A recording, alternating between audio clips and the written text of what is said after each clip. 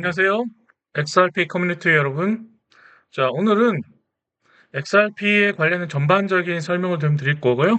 딥하게, 어, XRP 그동안 인수한 기업에 관련된 거랑 현물 리터프에 대한 얘기를 잠깐 하겠습니다. 자, XRP 코인에 대해서 여러분들이 이제 많이 알고 계실 거고요. 정리한 시간을 좀 가지려고 합니다. 실제로 XRP가 어떤 걸 하고 있는지 아셔야 되는데, 어, XRP가 국제 송금 관련된 게 주요 목적이라고 보시면 되고요. 최근에 미국 통화청 OCC에서 조건부로 은행 인가를 받았습니다. 주요 사건 중에 하나고 결국 리플은 중개은행이 될 겁니다. 그래서 관련된 기업도 많이 인수하고 있고 실제로 그 관련된 준비나 이런 협회들 관련되고 보시면 되고 관련된 여러 가지 과정들이 보시면 큰 배가 우리에게 길을 알려주고 있습니다. 아, 우리는 국제 송금으로 갈 것이고, 은행과 송금을 하고 있고, 앞으로 이렇게 갈 것이라고 길을 알려주고 있고, 가격이든 물량이든 이런 걸 다 알려주고 있습니다. 문제는 뭐냐? 누구나 오픈된 과정을 정보를 하나씩 하나씩 캐치하다 보면, 아, 실제로 XRP가 이런 길을 가는가? 정확하게 알 수가 없죠. 자, 그래서 정리하는 시간을 가지도록 하겠습니다. 자, 결국은 투자는 신뢰가 필요하고요. 신뢰를 하려면 그 관련된 걸 공부하고 알아야 됩니다. 투자를 하려면 적어도 이 투자 대상이 무엇이고 내가 실제로 투자했을 때 가치가 있는지 그리고 장기적으로 투자의 가치가 있는지 그러한 공부를 하는 게 필요합니다. 모르는 것은 투자하시면 안 되죠. 네, 여러분과 함께 알아가는 과정을 해보겠습니다. 자, 작년에 RLUSD가 스테이블 코인으로 출시해서 현재 13억 불 정도 지금 통화량이 많이 늘었습니다. 물론 USDT나 USDC가 굉장히 작지만 커스터디 기업으로 뉴욕 멜론은행, 미국 4대 은행이 커스터디를 하고 있습니다. 그래서 신뢰성을 확보했죠. 그리고 지난 시간 말씀드렸듯이 국제송금협회 FN에 가입해서 CDBC 아고라 프로젝트 진행하고 있습니다. 그리고 현재 디파이로 그동안 오랫동안 해왔던 플레어여서 드디어 디파이가 나왔고요. 도플러 파이낸스에 투자한 기린지갑이 한국에서 나오고 있습니다. 물론 이자 받는 서비스 중에 넥소거래소가 제일 지금은 안전하고 이자율도 많습니다. 자, 그런 거 보시고 XRP 현물 ETF가 지금 출시됐는데 아직 블랙룩은 안 들어왔죠. 언제 들어올까? 자, 그리고 뭐가 남았을까요? 네. 리플사 나스닥 준비 IPO 남았습니다. 아직 호재가 많이 남았다는 거죠. 실제로 그래서 전체적으로 보시면 리플사는 하나씩 하나씩 진용을 갖추고 있습니다. 자, 이걸 보시려면 아마존하고 테슬라를 보셔야 돼요. 아마존과 테슬라가 성장할 때 어떻게 갔는지 리플사는 그 전철을 따르고 있습니다. 자, 그걸 볼 수 있는 가장 대표적인 지표는 뭐죠? 예, 기업 인수입니다. 자, 이 인가를 받기 위해서 뭘 했을까요? 자, 보시면 다양한 준비를 했죠.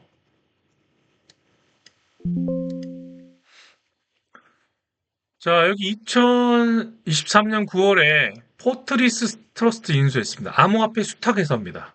네바다주 인가를 받았고요. 인가가 되어 있는 기업을 인수한 거죠. 자, 그리고 히든노드를 인수했습니다.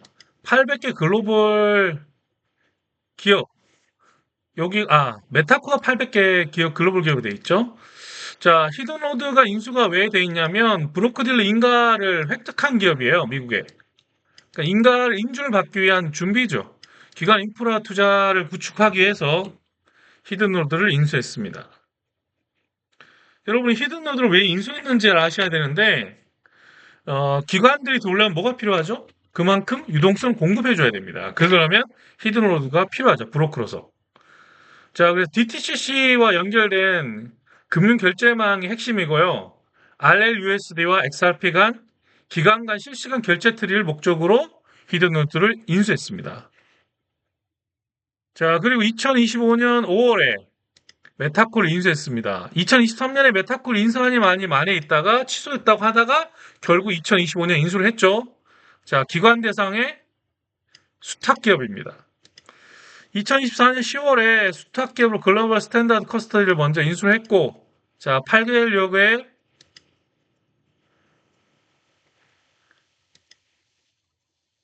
글로벌 수탁회사. 자, 연간 처리하는 금액이 3조 달러입니다. 어마어마한 기업을 인수했죠. 메타콜을요.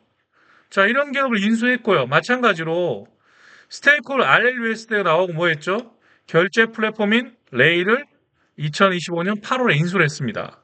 그리고 기업 결제 앱인 G트레저리 인수를 12월에 했습니다. 이러한 구축을 통해서 OCC 통화청에 조건 번역 인가된 것. 이미 인가받은 회사들을 인수함으로써 전체적인 구도를 갖추고 인가 신청을 했다는 거죠. 그래서 이만큼 신뢰가 있죠. 자, 그러면 이건 뭐죠? 예, 커스터디, 신탁, 그 다음에 히드로도가 청산이에요. 그 다음에 기업 자금 관리가 G 트레저리. 금융 인프라를 결국은 기존 금융과 암호화폐를 융합하는 과정으로 보시면 돼요. 그래서 리플이 연준의 마스터 계좌를 허용받아서 리플이 그래서 중개 역할을 하면 브릿지 코인으로 탄생할 겁니다. 자, 그리고 여러분들이 이제 XRP 상장, 현물 ETF 상장을 보시면 플랭클린 템플턴 상장되고 많이 상장돼서 실제로 이런 게 진행되고 있습니다. 그래서 지난번에 보여드렸듯이 설명을 드리는데 여전히 유입이 되고 있다는 사실을 알고 있을 거고요. 그리고 현재 가격 추이를 보시면 오늘 좀 꿈틀했죠? 네. 자, 밑바닥 다지고 조금씩 유동적으로 움직이고 있습니다. 4시간짜리 올라갔다, 다시 내려갔다, 다시 올라가고 있습니다. 1시간짜리 보시면 나와요. 자, 올라갔다가 쭉 내려왔다가 다시 올라가죠. 네, 이런 추세를 볼 수 있습니다.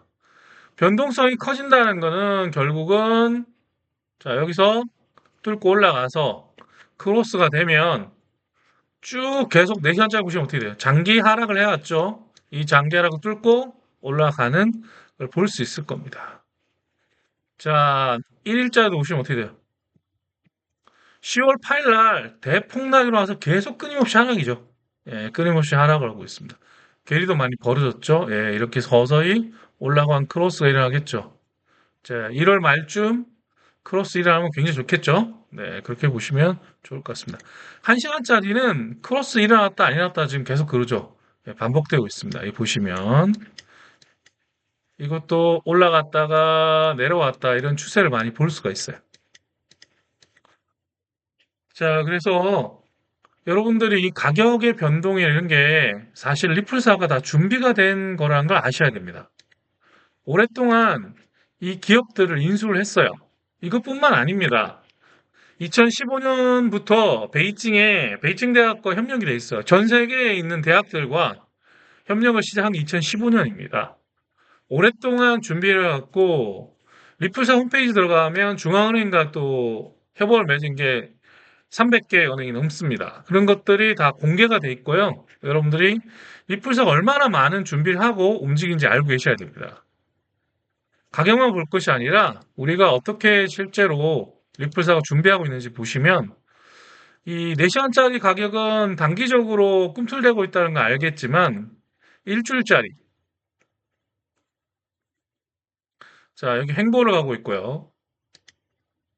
한 달짜리 자 월간 보시면 여기는 이제 에스크로 계정을 발표하면서 엄청나게 올라갔었죠. 2017년에 그리고 이때는 반감기 때문에 비트코인 올라가고 리플도 올라갔죠. 결국은 소송 문제 해결되지 않았는데 올라갔던 사례고요. 소송이 이제 해결되니까 쫙 올라왔죠. 이제 남은 거는 실사용입니다. 실제 은행인가 받았다면 게임 끝난 거죠. 단지 문제는 뭐죠? 네. 인내가 필요합니다. 기관들이 들어오고 올라가는데 시간이 필요하다는 말씀이죠. 거기까지 여러분들이 잘 인내하고 버티신다면 지금 보시면 31일도 ETF가 플러스 500만 달러 얼마 들어오지 않았지만 계속 플러스로 들어오고 있습니다. 자, 인내를 한다면 좋은 결과가 나올 텐데 쉽지 않겠죠. 네. 그래서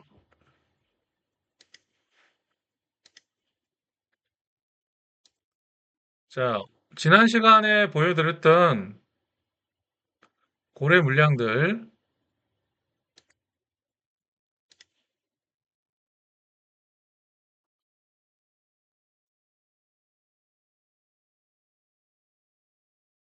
자, 볼게요. 다시.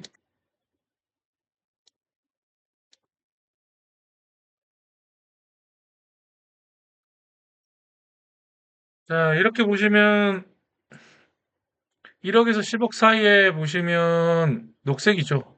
자, 이건 뭐가 다를까요? 자, 퍼센트는 퍼센트. 몇 퍼센트 가지고 있는 물량. 지난 시간에 본 거는 지갑수지만 여기는 물량이에요, 물량. 퍼센트를 보세요. 몇 프로 가지고 있냐. 지금 여기 까만색이 10억 이상을 가지고 있는 지갑이 차지하는 비율이에요. 비율이 점점 어떻게 되죠? 올라가고 있어요. 어? 어제는 지갑수가 여기가 늘었다 그러는데 물량은 오히려 어떻게 되죠? 여기가 늘었습니다.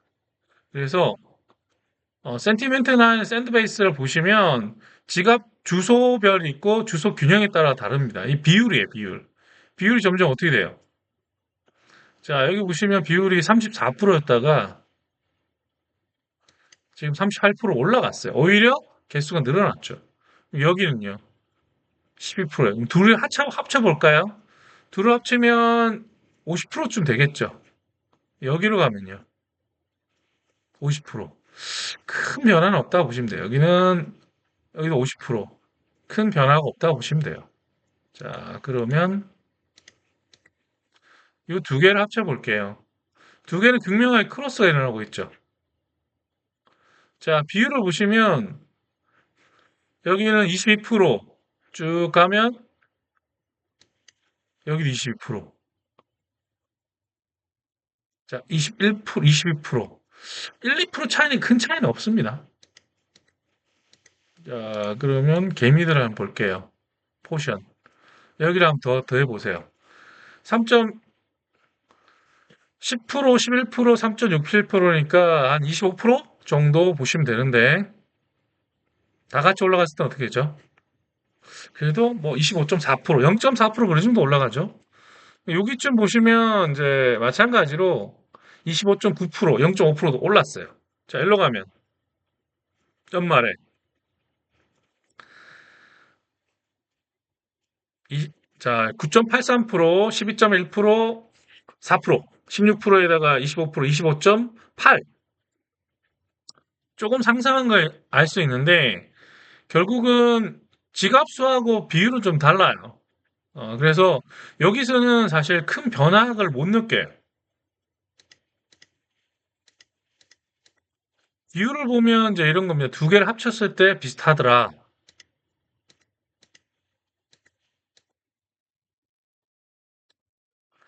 자, 그럼 이렇게 보시면 이제 합쳐서 네 개를 합쳐서 나오죠.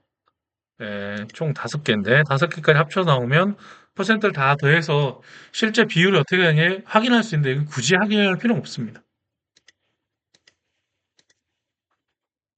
자, 그래서 큰 물량들은 변화가 별로 없는데 여기서 물량 변화가 좀 있었죠. 여기가 언제죠? 네, 10월에 10월. 10월에 보시면 어떤 일이 있었습니까? 자, 파란색은 10억 이상입니다. 물량이 어떻게 됐어요? 36%에서 40%까지 올려갔죠. 이게 핵심이에요. 10월달 대폭락했을 때 어마어마하게 담았습니다. 고래들이. 어떤 고래들이요? 10억 이상 고래들이요. 여기를 보셔야 돼요. 그러고 나서 그 물량은 어떻게 돼요? 털었죠. 털면 어떻게 되죠? 당연히 가격이 떨어지죠. 그러고 나서 행보하고 있습니다. 예, 그런데 그 전에 있는 물량보다 현재는 뭐예요? 36%, 7%인데 여기는 38%, 2% 정도는 더 갖고 있는 겁니다. 반대로 1억에서 10억 각 사이에 있는 물량을 보시면 14%에서 오히려 어떻게 돼요? 떨어졌죠. 이때는 뭐 현물 때문에 떨어졌다 보기는 힘들고 현물 선물이 엄청나게 청산됐어요. 200억 불 정도가 청산됐어요. 그래서 아마 이게 떨어진 케이스는 저희가 볼 때는 선물에서 청산당해서 떨어질 수도 있고 충격 때문에 불안해서 판 사람도 있을 겁니다. 그런 게 공존되어 있는 시장이라고 보시면 합리적으로 해석할 수 있을 겁니다. 자, 오늘은 리플사가 어떤 준비를 해서 OCC 은행 인가를 받았는지 설명을 좀 드렸습니다. 자, 전체적으로 저희가 XRP 총 정리 중에 OCC 인가를 왜 받았는지 오늘 설명을 드렸고요. 다음 시간은 스테이블 코인에 대한 설명을 좀 드릴 거예요. 스테이블 코인이 실제로 어떻게 진행되고, 그 다음 블랙로드하고 지금 보시면 RW를 하고 있어요, 실제로. 그런 것도 보셔야 되고, 실제로 이제 RLUSD의 거래량이 6, 7억 불 되다가 갑자기 석 달 만에 13억 불 됐다는 건 두 배가 늘었죠. 급격하게 늘고 있다는 걸 보시면 스테이블 코인이 어떻게 작용할 거고 이게 사실 패턴하고도 연결이 되죠. 이런 것들을 다음 시간에 설명을 좀 드리겠습니다. 자, 오늘 조금 상승하고 있는데요. 사실은 5% 이상 올라야 진짜 오릅니다. 언제 5% 이상 오를지 모르지만 5% 이상 오르기가 제가 보기에는 한 2주 안에 이루어질 거로 보고 있습니다. 네, 수고했습니다. 다음 시간에 뵙겠습니다.